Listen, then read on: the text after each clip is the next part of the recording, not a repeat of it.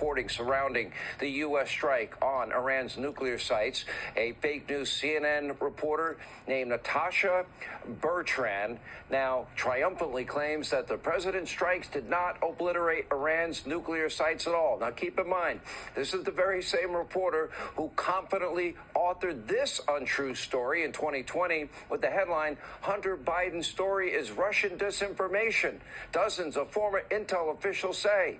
The same reporter also somehow believed that actual Russian disinformation in the Hillary Clinton bought and paid for dirty Russian dossier was totally legit.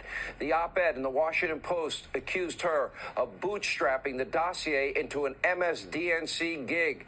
In 2018, Natasha even suggested that Putin was having buyer's remorse for helping Donald Trump win the election. Can't make it up. She still has a job. What a shock. Take a look. Well, I think you hear a lot of talk about Russia having buyer's remorse, about how they kind of regret helping to elect Donald Trump because Donald Trump really has not been the kind of partner that they could have wanted or hoped for. But you also have to remember that Donald Trump has not chosen to implement sanctions. He has not exactly been a hypercritical,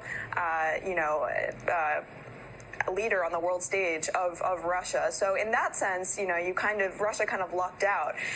But if you take, for example, the Steele dossier at kind of face value, or you take that as any kind of guide, there was a lot of internal dissent within the Russian government about whether or not and to what extent the Russians should interfere in the U.S. election and coordinate with Donald Trump. And there were some that were saying that it was too ambitious. They were going to get caught. It was just not a good idea. And apparently, Putin was very, very set on this project.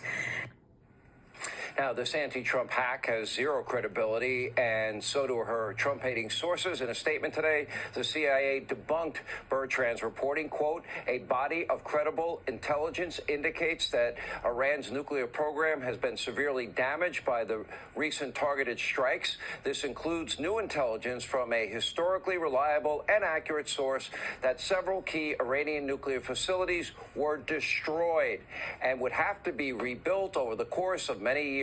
Meanwhile, over on Truth Social, President Trump called for Natasha to be fired from fake news CNN. They wonder why they're called fake news. Anyway, quote, "I watched her for 3 days doing fake news. She should be immediately reprimanded and then thrown out like a dog. She lied on the laptop from hell story, and now she lied on the nuclear site story, attempting to destroy our Patriot pilots by making them look bad when in fact they did a great job." And